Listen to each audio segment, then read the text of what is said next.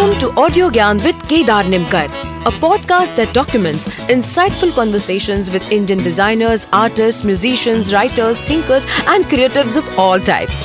Catch us on iTunes or visit audiogyan.com for more Gyan sessions. Here's your host Kedar Nimkar.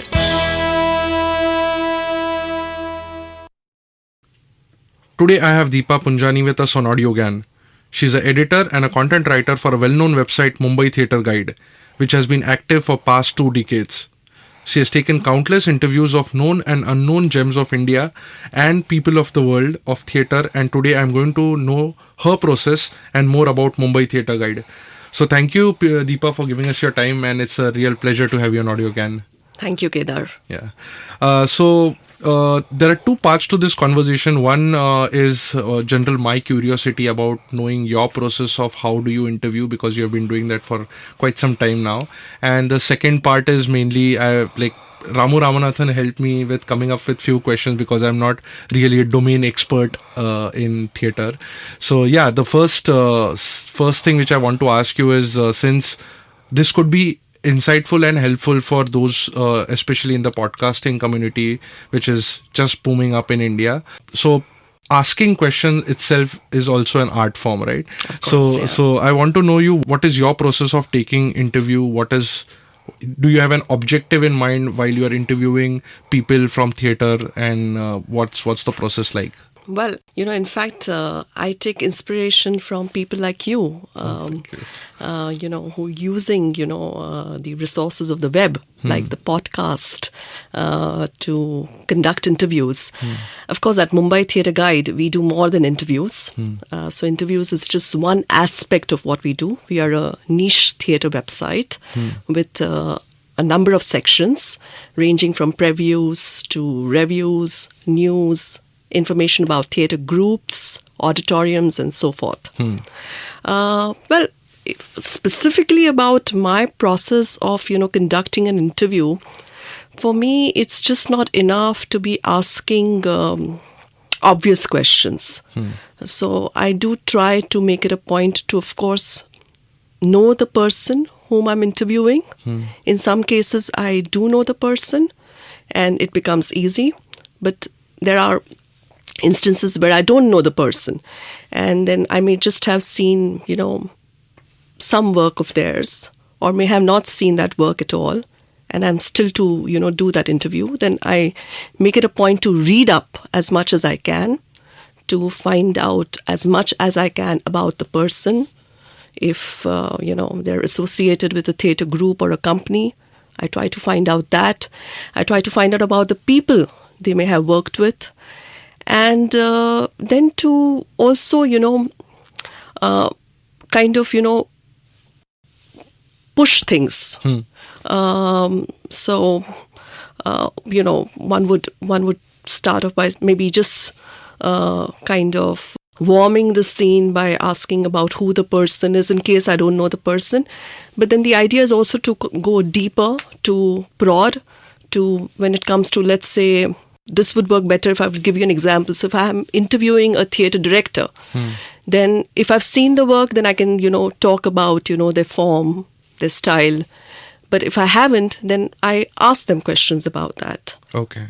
So the idea is to also, and then it just doesn't stop at, asking about form and style, but it's also about, who has inspired them, what background have they come from, what training they have had. And where do they see themselves going ahead?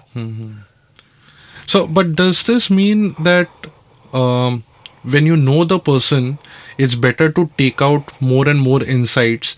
But the trade-off is, of course, there's no doubt, you know a person, you especially if you've seen the person's work over a period of time, you're exposed to a body of work, then definitely in that sense you have more insight. No, but what I want to point out is then what happens when, say if you have followed a particular director's work, right, and you already know the preface, you already know the background of the person, and so you're documenting just something which is your curiosity or probably what the people are looking for. But what happens to so you start off from that note which already establishes that people might be knowing his background.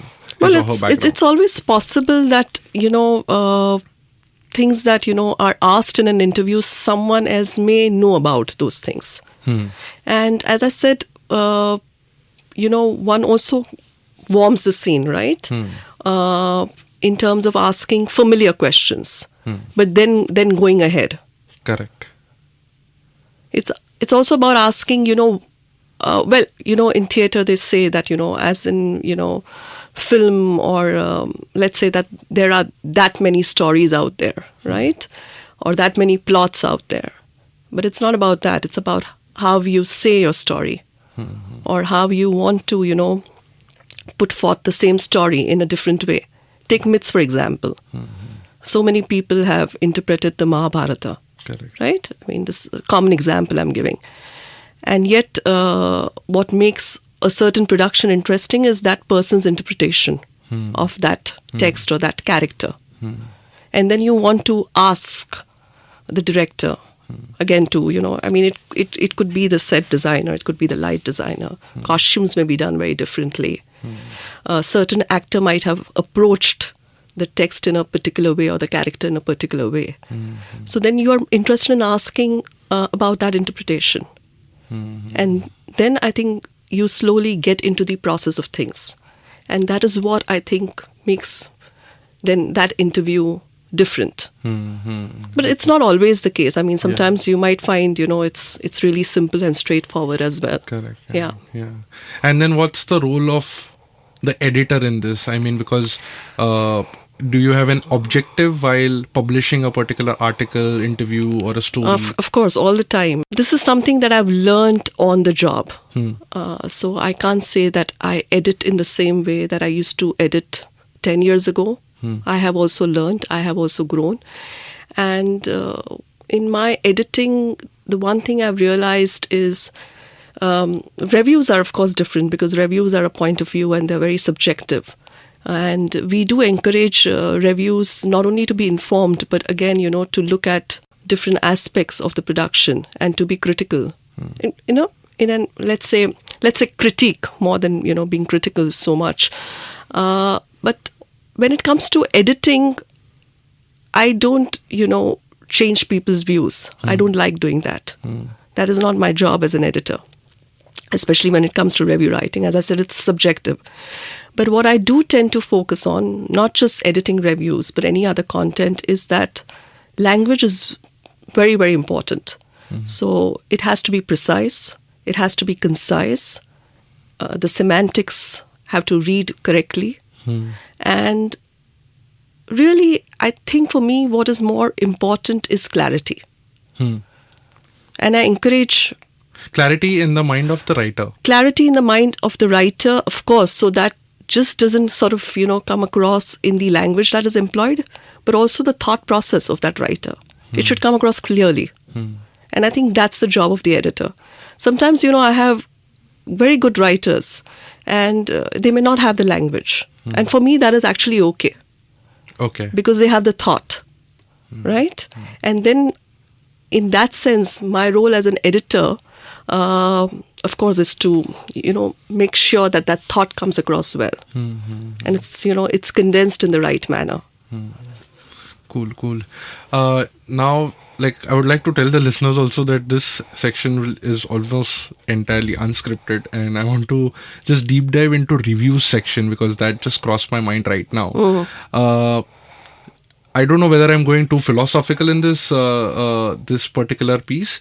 Is that it's very tough to write reviews for plays, right? Because it's just one instance of one play which you have seen. Like, it has number of shows, it happens multiple times, sometimes it's off. So how do you construct a review also? Because it's very tricky to just comment or critique on a particular show as opposed to the entire sequence of shows which happen over time, and the play also grows eventually. Okay, so there are a couple of things here. I don't think that writing reviews for theatre is necessarily more difficult than reviewing a book or a poem, for instance. Okay. Or a novel.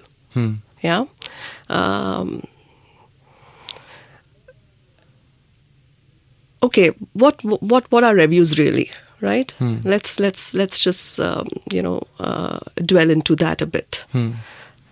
Everybody, when they go and watch a play, they're part of that audience for that show, right?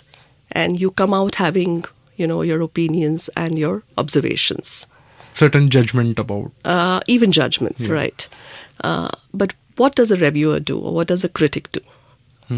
A critic or a reviewer tries to also make sense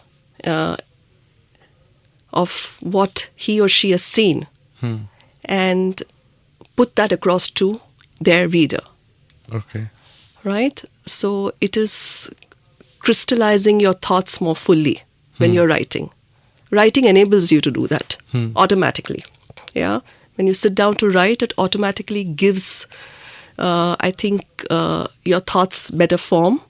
And I think if you're careful enough, you will choose your words carefully. Right? And then, of course, you'd go on to say what you thought about the play and so on. Theatre is about an experience at a particular moment in time. Correct. Right? So you're right that experience would vary from show to show. And, there could be a good show, there could be an okay show, there could be a bad show. And for reasons that have nothing actually to do with the play itself. You may have a great play, but, on that day when you're having a show, a number of things could go wrong, which are basically not in your control. Correct. So I think a sensitive reviewer, let's say, happens to see a good play on a day when it is not so great, for the team, for the production team. Then that reviewer would realize that the play is good and perhaps would go and watch the play again. Oh, okay. Right? So you got to be sensitive to those aspects. But at the same time, you might see a perfectly all right show, and the play may not work for you, or for any number of reasons, and you say what you have to say. So generally, it's about being sensitive, and what really also happens. I mean, it's also about being sensitive to, let's say, a thing like. Or let's say an aspect like pace. Pacing is very important in theatre. Okay. At what pace? At pace, is the play happening, or let's say more particularly, the show is taking place at a particular pace, and you might not have a very good pace on that day, though you have a great play again. So again, a reviewer critic is sensitive to that. And that's where you are able to, I think it also comes out of experience over time. Yeah. And then again with reviews, I think reviewers grow. They don't stay constant. Because if you're staying constant, then you should be very worried as a reviewer. Just like what I much said about being an editor, that I've grown on the job. I can say the same thing about being a reviewer or a critic. That I don't write the way I used to write 10 years ago. And I think that growth is important. There's nothing like being stagnant or saying, I know it. You never know. You always learn. Correct. And there's no template also. Yes, there shouldn't be, Now, for instance, I've had a very, very good experience recently engaging with participants who are as young as, 12 and 13 years old. Wow. And they have participated in a review writing competition that has been organized by the Pomegranate Workshop. In fact, the play that the Pomegranate Workshop has produced has young participants. The youngest, I think, is 10 or 11, and the oldest is 16 or 17. So these school students, of Bombay Scottish, Don Bosco, and the Nahar School at Powai, they saw this play. And they've written reviews. And I'm looking forward to reading those reviews. Beautiful. So moving on to the questions which Ramu sir helped me with, and also slightly covering the other aspect of Mumbai Theatre Guide. So can you tell us, like you have been helm of the Mumbai Theatre Guide for past 2 decades now. So Well, not 2 decades really, Kedar. I have been with Mumbai Theatre Guide for 14 years now. 14 years. So Okay, this would be, I mean, my 15th year, so to speak. Okay. But yes, my theatre experience goes over 2 decades. I started doing theatre much earlier. I joined Mumbai Theatre Guide, I think somewhere in 2004. Okay. Late 2004. Okay. So what are the trends that you have seen in the last 20 years? There are, I mean, I wouldn't speak about trends in so much as let me talk about what I think have been crucial changes and even developments. And I would go back to my own experience in that sense when I started doing theatre, which was in college in my last year. It was 1996. So you're already in the mid-90s. And I believe that theatre in this country underwent a significant change Okay. post the 90s. Just like India changed. Correct. Right? This I recollect same statement was done by Atul Pethe. Oh, Yeah, okay. Yeah. And I think one genre of theatre that has definitely been affected, by this change, post-liberalization, is street theatre. The street theatre. Yeah. Okay. Because immediately in this period, you saw a dilution of the workers' movements, of the trade union, Correct. right? And I don't think street theatre from there on has really been able to grapple with this new environment. Okay, sorry for asking a naive question, but street theatre, what's the definition like? So, well, when you talk about street theatre, you're talking about, many terms would come in, like resistance theatre, protest theatre, theatre of activism, Okay. basically socially relevant theatre, even political theatre, right? Okay. And one of the most prominent street theatre groups in the country is Janam, the Jananatya Manch, which is a Delhi-based group. Okay. And even IPTA's done street theatre. Well, so in that sense, you could also extend, this not being able to, deal with the changes in an effective way, or let's say, to find yourself out of debt or even dated, has something that has even affected Hindi theatre. You look at an organization like IPTA, which is a pre-independence organization, right? Correct. Yeah. And the whole idea about IPTA was, to take theatre to the masses, to speak about, social issues, political issues. And you see all that has changed, once we liberalized. And I don't think we've been able to find a way to, address these situations. Okay. Not to say that protest theatre does not exist, street theatre does not exist. I know of some wonderful protest theatre groups, people who are activists in, what they seek to do, choose to do when it comes to, social problems of caste, especially. They're there, those people are there. But it's all very fragmented. Yeah? So that's one problem. And it's not that there are no problems. In fact, the problems have only sharpened. Take inequality, for instance. You've never seen so much inequality in this country as we are seeing it today. Yeah? People talk about the failure of the left. And many of these progressive theatre groups, street theatre companies, have, or let's say are associated with that ideology. Yeah, but I'm talking about the failure of the left, you're talking about the failure of the electoral left. Correct. Right? Yeah. And there's There's a lot there. So one can't really even, look at it in a microcosm. Yeah. You have various Ambedkarite movements. Yeah. But how do you all bring this together? And I think before the 90s, it was clearer to theatre groups who were involved in this kind of theatre. But I think they've somewhere lost the plot, and they need to be thinking, in a more focused manner.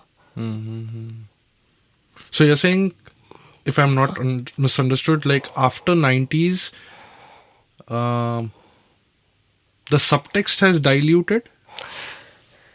No, there's no question of any subtext or any dilution there. As I said, I think the plot has been lost, right? Okay, So as I said, and that the dilution has happened in the union movement, the workers' movement. Yeah, that's where the dilution has happened. But have these street theatre groups or have organizations like IPTA been able to reinvent themselves? I think not. Okay. Yeah. Okay.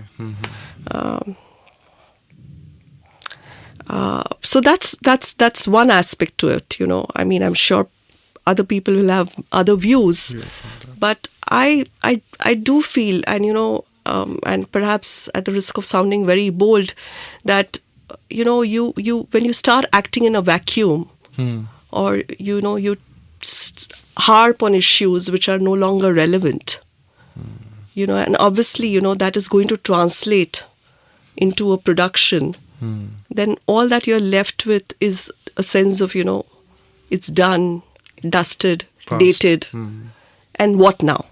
Where do you go from here now? Yeah.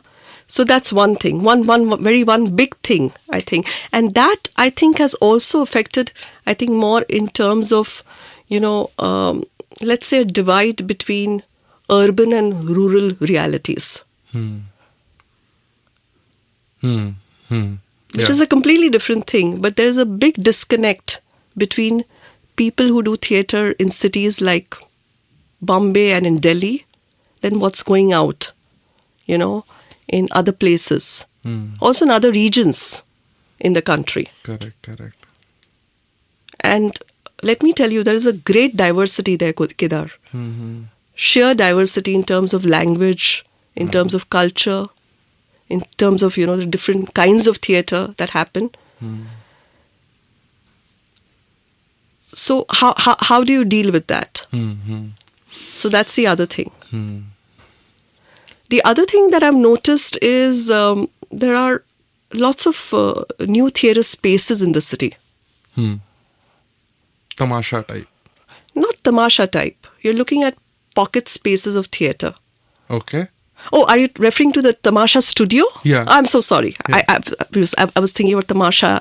Okay, as a form. The folk theatre form. Yes, of course. So there's Tamasha studio. There's the Cuckoo Club. One of my favorite spaces in the city is the Black Box at the G5A. And where I think they also have made it a point to have a vision about curation. And a lot of these spaces, including Tamasha, they are like little art centers. They do more than theatre. There are also little laboratories where work gets created. And, where rehearsals can take place without, bothering about or, facing the headache of where you might rehearse. Because space is at a premium in the city. And this trend is also in Delhi? Yeah, in Delhi, I've heard about a few spaces. And of course, now with outposts like Gurgaon and so forth, they've developed their own little spaces there. But in Bombay, I see many, many alternative spaces, if you might call them, where the idea is also to try and bring in the people in that community, in that neighborhood. I don't know if Tamasha has been successful in doing that and drawing audiences from in and around Warsaw. One of the things I would be very happy about if, these spaces would succeed in, involving the local people. Yeah, I think it's also in Pune because I spoke to Nipun also some time back, and there are also these small pockets happening now. Yeah.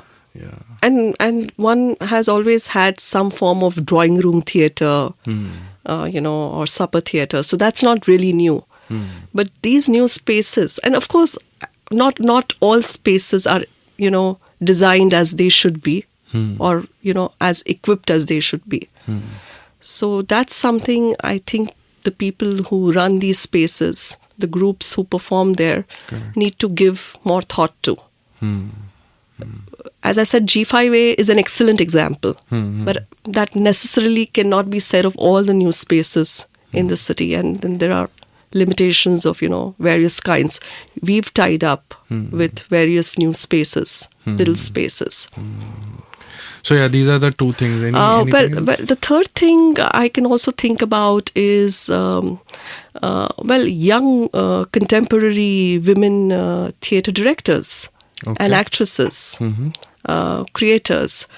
I remember when I was doing my MPhil, the names that I was exposed to at that time were all the kind of big names from the NSD.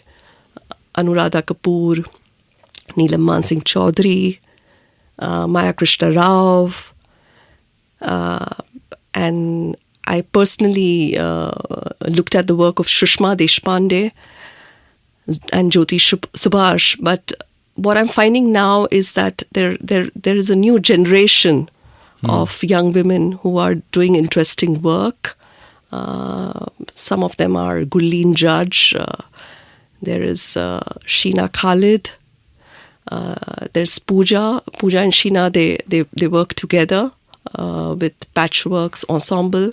There's Deepika Arvind from Bangalore. There's, in terms of contemporary dance, there's Preeti Atreya from Chennai. And I hope that, they are able to, do more work because their work does seem to show some promise. And the other thing that I've also noticed is a greater sensitivity towards the LGBTQ community. So you have various plays that, talk about the issues faced by the LGBTQ community, about transgenders and so on. Interesting. Cool. Again, slightly changing tracks. Like you spoke about certain trends, but what is happening to the theaters itself, the spaces itself? Like, for example, what's so unique or what's so different about, say, a Shivaji Mandir as opposed to Bhaidas or NCPA versus some other place? So can you share some insights on that? Like, what's your experience of what kind of plays are happening here and how has these spaces also evolved?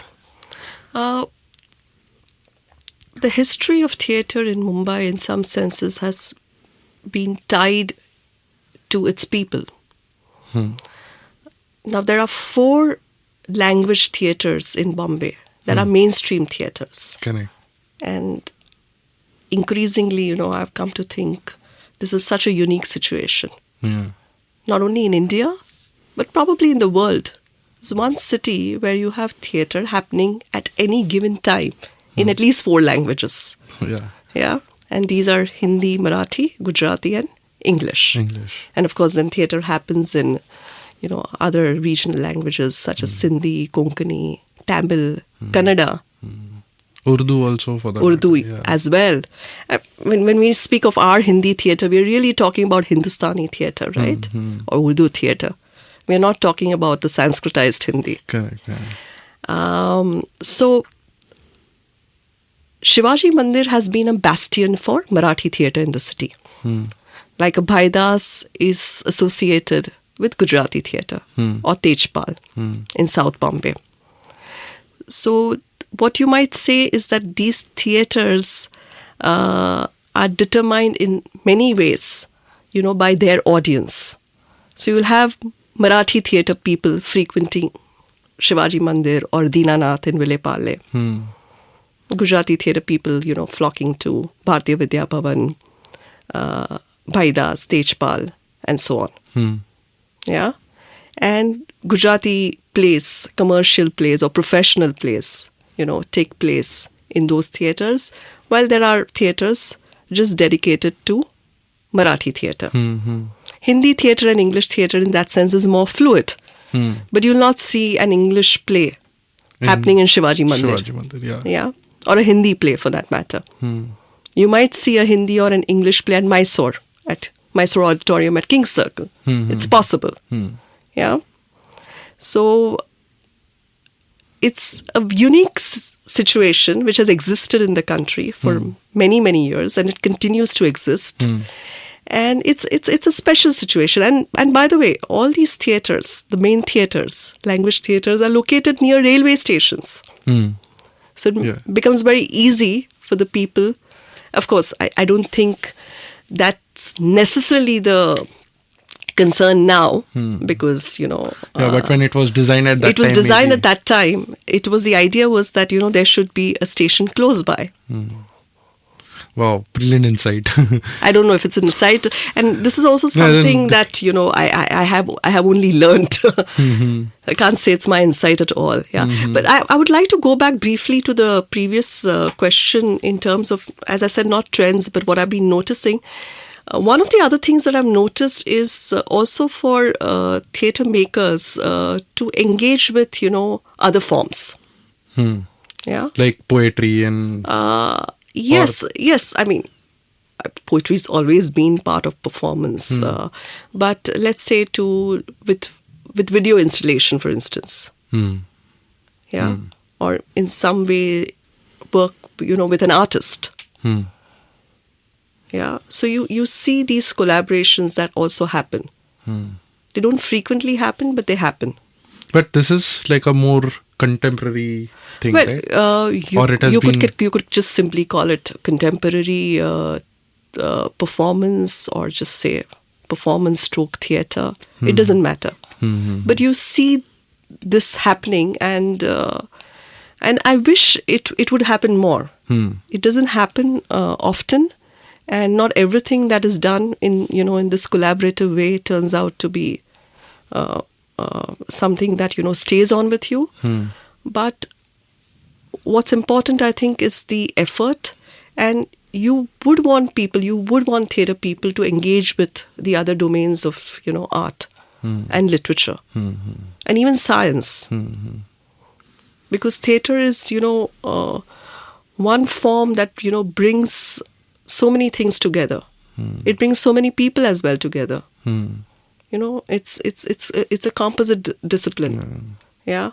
And I don't think any single one person can take credit for a theatre show.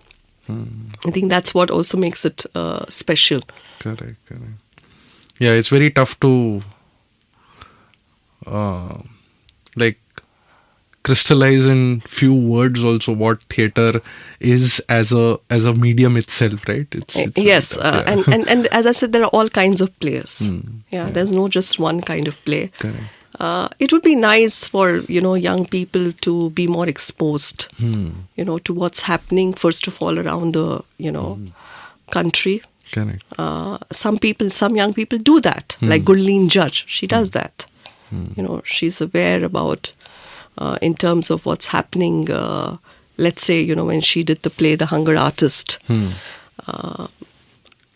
people can have different views about the performance, but what struck me is that she took the effort to look at what is happening to the cotton farmers in the Marathwada and the Vidarbha regions in Maharashtra. And it's a bad situation. Yeah. Cool.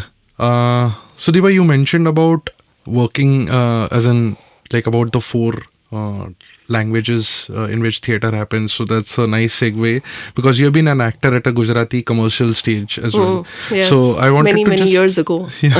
So just can you quickly highlight upon what's the kind of playwrights Gujarati has produced, or is it changing right now? What's the trend like?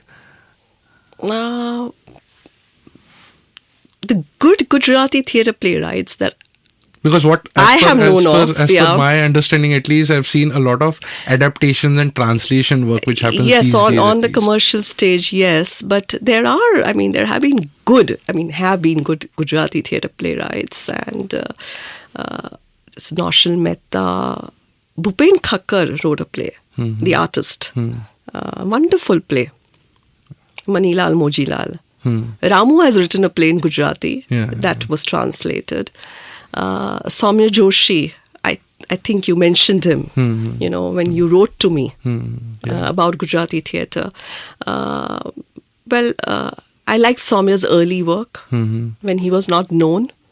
Now there is Sneha Desai, who's become popular on the commercial stage. But I'm very hard pressed now to think of good writers for the Gujarati stage, and I think the Gujarati stage suffers from this problem. But they keep talking about, just as Marathi theatre talks about, a dwindling audience, about a greying audience. And you'd find this kind of thing repeated, in other places in the world as well, in different contexts, of course. But here I feel that if our theatre makers would have to engage, new and young audiences, it's absolutely possible to do that. But then it's also about the content, and I'm afraid that content is lacking. But there have been, and Madurai, good writer. But I'm talking about the people, of an earlier generation. I've come across some good directors, but not writers. I'm talking about contemporary Gujarati theatre. Yeah. No, these names are like slightly unfamiliar for me. But just to understand the background, are they with Dubey and Tendulkar times, or they are much earlier? No. Or So after? Naushal, of course, knew Satyadev Dubey, and but Madurai, I believe, settled in the US. So Girish Desai, he was known popularly as Girish Bhau, at Bharatiya Vidya Bhavan. He used to helm the Bharatiya Vidya Bhavan. Now it's Kamlesh Mota. He encouraged, some good work in Gujarati theatre as an actor, as a director, and also in having a kind of vision for Bharatiya Vidya Bhavan.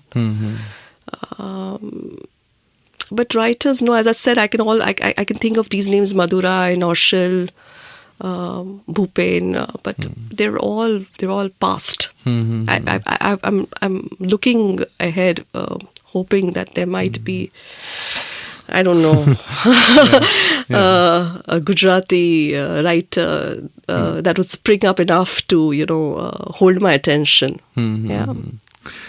Cool. You are also head of the Indian Critics Association. Not a head, more of a representative of this is the Indian national section of the International Association of Theatre Critics. Okay. So the International Association of Theatre Critics is a world body, and it draws critics from more than 50 countries from around the world. And a country which has more than 10 members can form a section. Okay. So India is a section. Okay. We were able to form a section because we are more than 10. And it's a very, very old body, the IATC. It was found sometimes in the mid-50s. And it's doing, I think, good work, where the domain of theatre criticism is concerned. Because again, it's such a small, specialized field, right? Correct. So, the fact that there is an organization that recognizes theatre criticism, reviewing as a discipline and as something that they'd like to encourage and, have more young people, join in. I think that is very good. Yes. Yeah. So, and when do you think Indian stage have a formidable critic like Namwar Singh, who created? I recall that question because you wrote to me about it. I know little about Namwar Singh, except that, he's very well known and he's known as a progressive literary critic. And, that's where I would like to also draw your attention and distinction between literary criticism and theatre criticism stroke reviewing. Okay. Okay. So while theatre criticism can be very much part of literary criticism, when you talk about plays that are made into the literary canon, so to speak, and there have been academics who have written about these plays. When I talk about having made their way into the literary canon, you would refer to plays by Tendulkar, for example, or Girish Karnad. And then academics would study those plays, write about those plays. But theatre reviewing is a very different exercise. Because theatre reviewing has more to do with performance, live performance. And it has to do with engaging with the discipline on a regular basis. You might be writing for a newspaper, or in my case, I write for a website, where we are continuously watching, different kinds of plays and, attending different shows. And then, we write about those plays or those shows. And when we write, we engage with it in a different way than, let's say an academic critic might for, let's say, a drama journal. So there are overlaps, no doubt. But I think both of them have a very, very different and a separate function to perform. The way I like to see my reviewing is it has to be about the performance. It has to be about the show that I've watched as well. But it also needs to have the rigor of, let's say, an academic critic in terms of, looking at aspects very, very closely and not just superficially. But then with academic critics, then there's another fallout, is that they write about plays, but they may have never seen a performance of the play. And that becomes tricky as well. So I think both exist in a very separate domain. And then again, you're talking about a country like India, Kedar, where you're talking about so many languages, right? You will have critics writing in their regional language, let's say Marathi, for example, or people like me who write in English, but I could well be writing about a Gujarati play or a Hindi play or even a Marathi play. Because I do happen to, understand these languages fairly. There are critics who may not understand, let's say, Hindi or Marathi. And they may be only comfortable watching English plays. So it all depends on who you are, where you come from, and, what languages you have. Correct. Just moving on to the same, the next question, but on the same topic, which is actually my second last question. So your reviews of plays by theatre makers like Rehaan Engineer or Deepam Shivaram have been praised a lot. So what sets that review apart from the rest of them, or what have you learned while reviewing that particular play as well?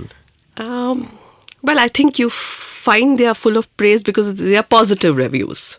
Well, it is very obvious that I have liked that work. Yeah. Now, it could well be that I might see another play of Deepam's, for instance, and may not necessarily appreciate that work in the same way I may have appreciated his earlier play. It could happen with Rehaan Engineer as well. Yeah.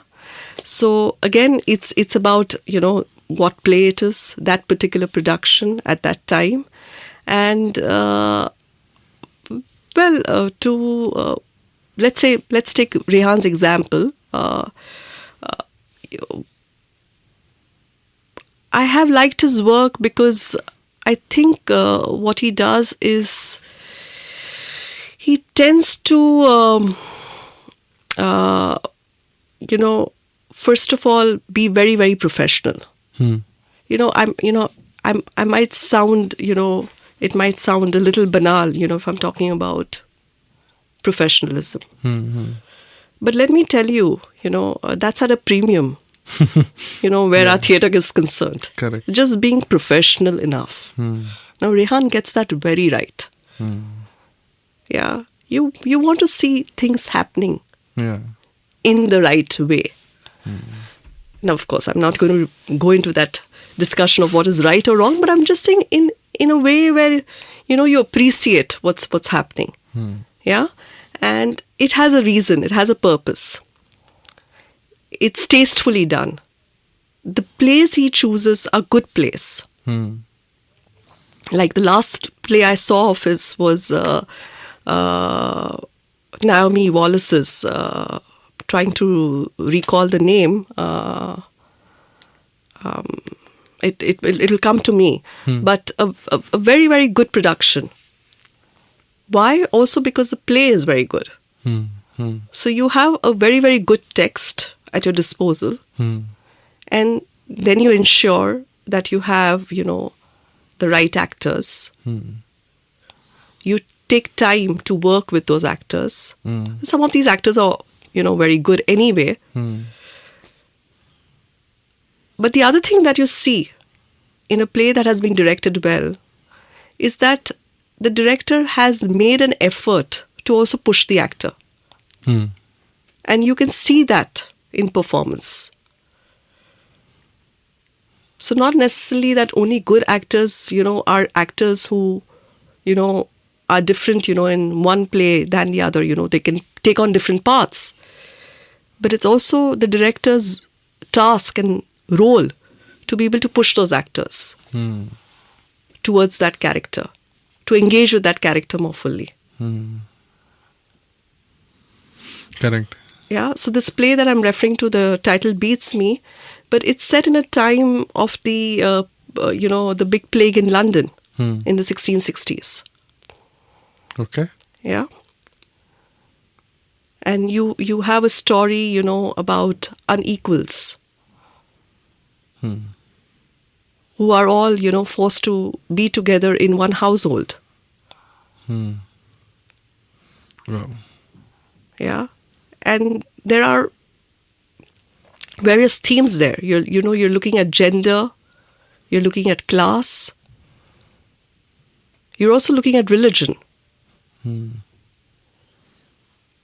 Maybe orientation also. Yeah. Yeah. So the thing is, you have a good play, and then it's such a poetic piece as well. Interesting. So it's not about just okay,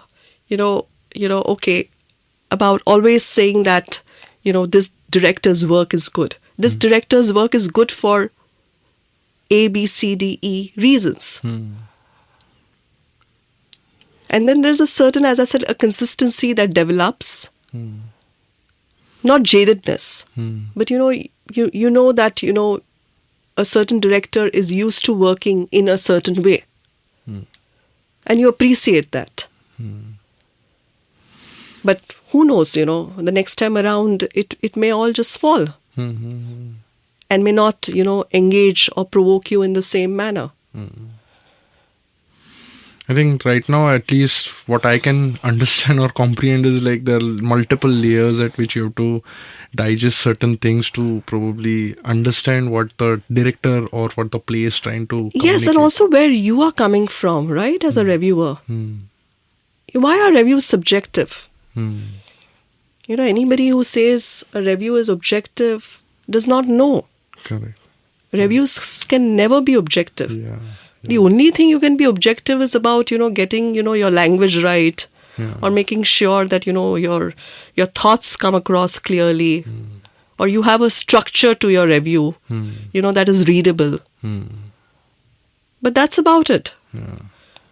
Everything. Reports could be objective because it's like what box office or what numbers, financial. Yeah, those are like, yeah. Yes, naturally. Yeah.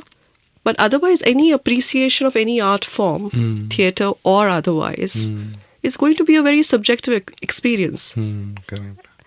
and subjectivity also, in terms of who you are and where you come from, what you've been exposed to. Correct. Cool. All right. One last question. Since you've explored so many things in quite some time, so what would be the top 5? I know it's a cliche question, but yeah, like top 5 evergreen. We never give ratings to the plays. No. that Okay. So say like we no. we review or we write about. It's one thing I've deliberately, no, it's not from a like Mumbai Theatre guide I perspective. understand. But I know. yeah, It's this is never an easy question. I mean, I try to grapple with that question when it's the year end, and to just look back and think what's happened in a particular year. But so is it going to be about which are the top 5 plays? Is that your question? Yeah, not top 5, but I would say must 5 watch plays, or 5 plays which have lasted or like been test of time. This is a difficult question for this interview because I really have to think very hard. Okay. And all those plays may not necessarily have been plays that I may have seen in Bombay or in India. Yeah. I've seen some good work abroad as well. No, it's a tough question. One, yeah. But so again, I'll speak about the Hunger Artist because that's something I saw last year towards the end of the year, and which in fact I wrote about in our closing newsletter for 2018. That this would be, to use the cliche quote unquote top 3 plays. And just very recently I saw a very, very nice production, and again in terms of the content as well as the form, a production from Wales by In Vertigo Theatre Company, and it's called My Body Welsh, which is essentially talking about identity and how identities are constructed. It could be a mix of myth, politics, and what you might call, a political national construction. Because Wales, I think occupies a very, very unique position, just like Northern Ireland or Scotland, when we talk about Great Britain. Interesting. All right. I think obviously there are a lot of more things to be questioned, answered, discussed, debated, and it's a never-ending thing. But on this note, I think we'll conclude this section at least. And of course, thank you for giving your time. And it was not at all. It was really pleasure talking to you, and a lot of food for thought for my personal. I hope so. I hope I've been able to crystallize my own thoughts in this interview. Yeah, thank you, Kedar. One more thing is just a plug of Mumbai Theatre Guide. Like if people want to know, they have to visit. Yes, Mumbai Theatre. and I should certainly plug it because it really, I mean, not just to say because I have been working for it or have been editing it for all these years, but I can't think of any other website in India that is such a theatre niche website and which provides regular information and content about theatre, especially in Mumbai. But, we're just not restricted in that way to Mumbai. We've spoken to people from outside Mumbai. We've done interviews with them. We've carried feature articles about theatre from outside Mumbai as well. So while the focus, of course, is Mumbai, we've never limited ourselves to it. And we have a weekly newsletter that goes out free. You can subscribe to it for free. We have over 70,000 subscribers now, I'm told. And we have a Facebook page with over 90,000 followers. Wow. And I know that we have slowly but surely established ourselves in the theatre scene in Mumbai and in the country. Yeah. So all the best for that as well. Thank you. Thank you. Do check out MumbaiTheatreGuide.com. Please do. Yeah. Okay. Thank you. Thank you. Yes. And that's it from today's Gyan session. Catch us on iTunes, Saavn, Stitcher or any podcasting app you use. Do rate us on iTunes and follow us on Twitter, Facebook and Instagram. Stay tuned for more Gyan on audiogyan.com. Till then, bye.